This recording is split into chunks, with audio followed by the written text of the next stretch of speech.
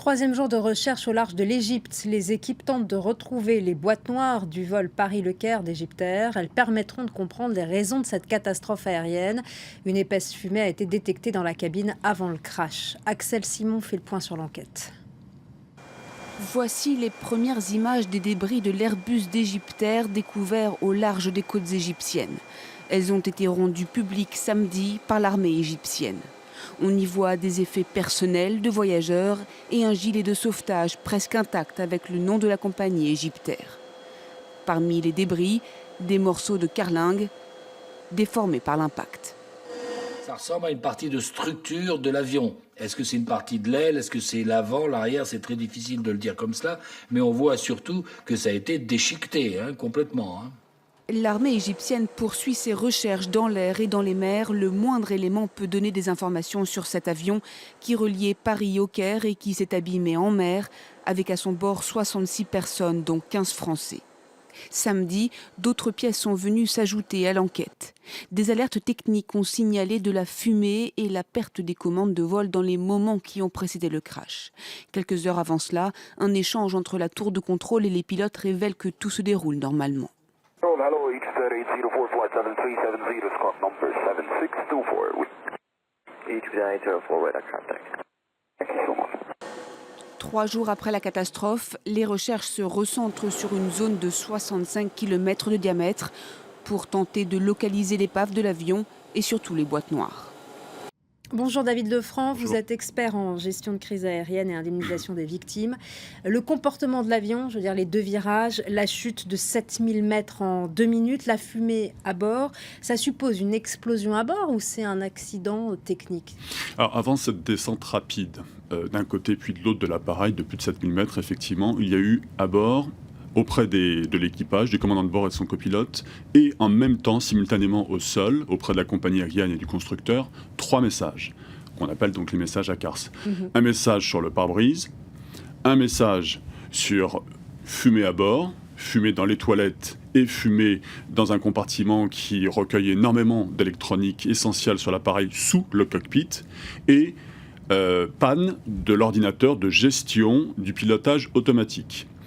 Est-ce que l'un de ces 3 éléments, ou est-ce que ces 3 éléments sont additionnés, sont les causes de la chute de l'appareil de plus de 7000 mètres aujourd'hui? Nous ne le savons pas à cette heure. On ne sait pas s'il s'agit d'un accident, on ne sait toujours pas s'il s'agit d'un attentat.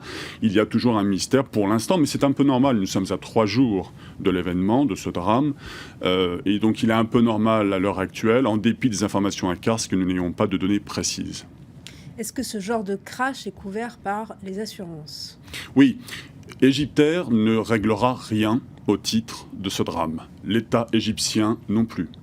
Égyptair est assuré auprès d'un grand assureur international anglo-saxon qui s'appelle XL Kathleen, qui va verser 18 millions de dollars à Égyptair au titre de l'appareil. L'Airbus A320 est agréé sur le plan de l'assurance pour 18 millions de dollars, qui n'est pas sa valeur marchande, qui est de près de 90 millions de dollars. Restera à indemniser les passagers, précisément les familles des passagers naturellement. Ça va se faire dans les prochaines heures, dans les prochains jours, puisque certaines familles ont déjà besoin de provisions pour subvenir aux besoins matériels. Donc peu importe la cause de l'accident pour les indemnisations. Alors, peu importe la cause de l'accident, sauf pour les familles françaises, pour les 15 familles françaises. S'il s'agit d'un attentat, ce n'est pas l'assureur qui indemnisera les familles françaises, mais le fonds de garantie français pour les victimes d'attentats terroristes. Il s'agira donc d'un organisme public qui se chargera de leur indemnisation.